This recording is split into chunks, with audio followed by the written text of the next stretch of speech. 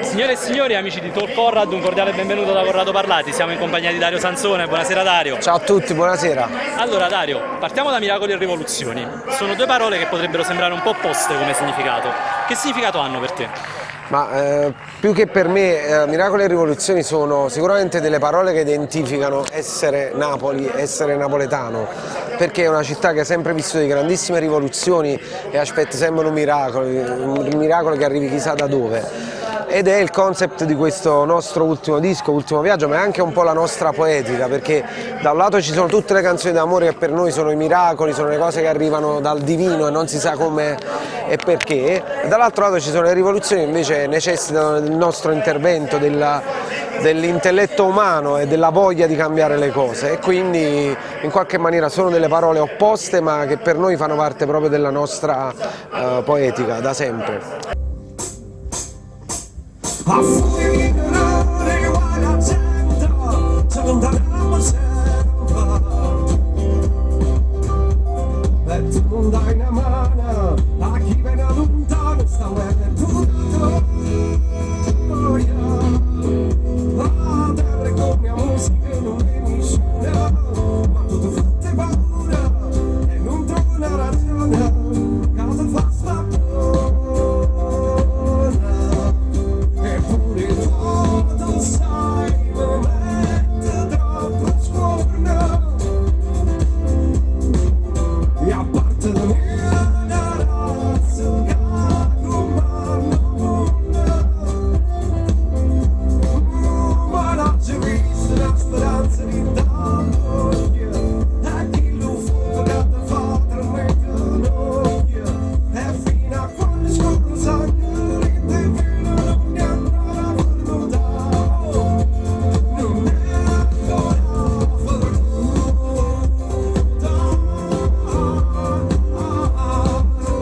Quale può essere secondo te la strada per limitare questa negativizzazione?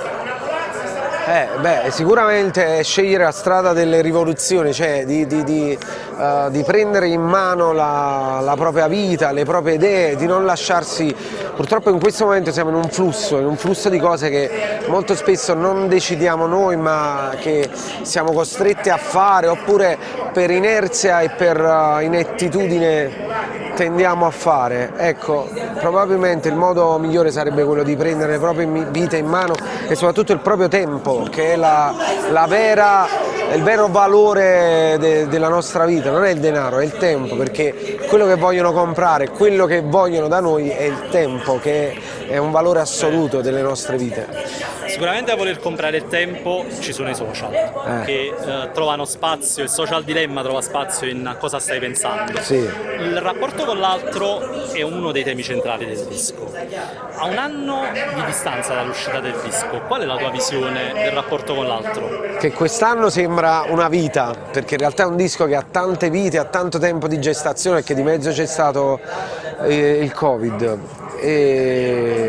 Però la sensazione è che gli argomenti siano sempre vivi e che è un disco che avrà un suo tempo lungo di macinazione, cioè può essere ascoltato anche secondo me tra 3 anni, tra 4 anni, e ha delle canzoni che riescono a parlare in maniera universale, che è quello che cerco sempre quando mi metto davanti alla scrittura. Quello che cerco di fare quando scrivo è cercare degli argomenti che riescano a essere fissati nel tempo e che non vivano della temporaneità, certo, del pensiero. Certo.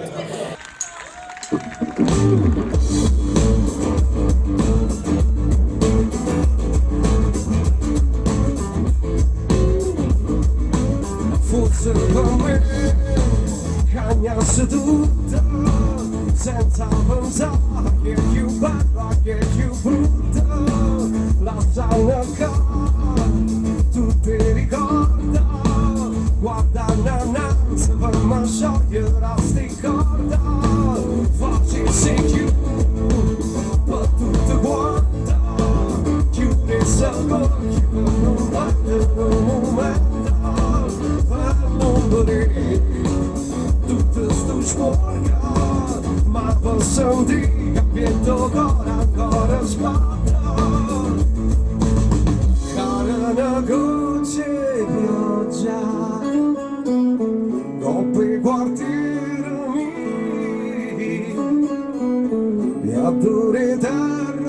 cosa e tu non t'addormi.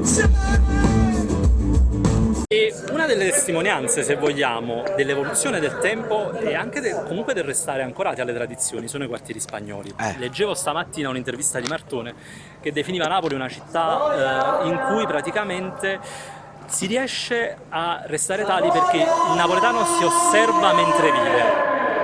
Tu che hai vissuto i quartieri spagnoli, perché sei dei quartieri spagnoli, come vedi l'evoluzione del tuo quartiere, del luogo in cui vivi? Io mi sto trasferendo dai quartieri spagnoli, il che la dovrebbe dire lunga. È un momento in cui questa città, nella sua solita ferocia, si sta trasformando a una velocità estrema.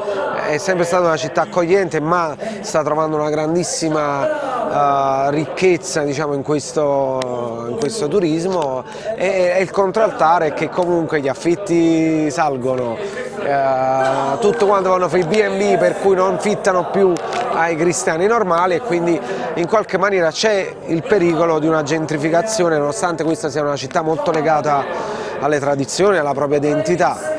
Però io avverto un pericolo di questa Napoli cartolina che nella sua esuberanza distribuisce cornetti, prende Maradona, la sua effigie e così. Oggi ero in giro con due padovani e dicevo: ma è incredibile, oramai questa città è diventata un monumento continuo a Maradona, che ci sta tutto, figurati, sono il primo che... Hai scritto a mani di osso, esatto. La versione napoletana della mano Però sono preoccupato dalla ferocia con cui si fanno delle cose, perché Napoli ha sempre avuto questo rapporto tra i grandi gesti di nobiltà e di barbarie, e ha avuto sempre questo equilibrio. Tante volte però le cose pendono da un lato o dall'altro, no? È inutile, è innegabile che questa città abbia delle difficoltà oggettive con la malavita, con delle situazioni complesse, e quindi è questo che mi preoccupa, che da tutto questo benessere e questa scoperta mondiale della città, perché io mi rendo conto che tutto si innamora di Napoli, ma non c'è bisogno di dirlo, cioè chi è napoletano non ha bisogno di sottolineare continuamente la bellezza della propria città o della propria identità. Io sono preoccupato da questa velocità con cui si fanno le cose, questo poco pensiero che si sviluppa nella protezione della propria identità, perché è una città che poi perde il proprio centro storico, per quanto rimanga Peppere, poi è una città che comincia a snaturarsi perché perde i suoi uomini, perde il suo popolo. Certo. Nel tuo futuro c'è sicuramente un tour che proseguirà poi fino a settembre con un bel po' di date. Sì, fino a ottobre. Fino a ottobre. E ti piacerebbe, oltre al progetto Foia, fare un disco da solista? Io sono già al lavoro su un disco mio, ma non perché mi piacerebbe, ma anche queste canzoni che sono venute fuori nell'ultimo anno e mezzo mi hanno bussato, mi hanno chiesto di intraprendere un altro lavoro sonoro, autoriale, e quindi seguirò questa scia, e quindi per il 2024 spero di poter uscire con questo disco, che è già un progetto che mi piace, mi diverte e ci sto sguazzando dentro. Dario, io ti ringrazio, Grazie è stato un piacere. a te, Corrado. Ciao aiuto. Che vuole questa musica stasera, che mi riporta un poco del passato. La luna ci teneva compagnia,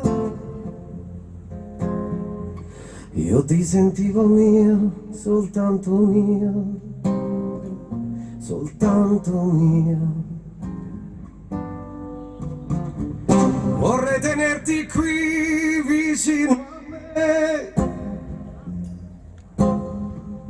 adesso che tra noi tutto è passato. Vorrei sentire ancora le tue parole, quelle parole che non sento più, che me ne faccio ormai di tutti i sogni miei, se nei miei sogni non ci sei più tu. Che vuole questa musica stasera, che mi riporta un poco del passato, che mi riporta un poco del tuo amore, che mi riporta un poco di te, un poco di te, un poco di te, un poco di te.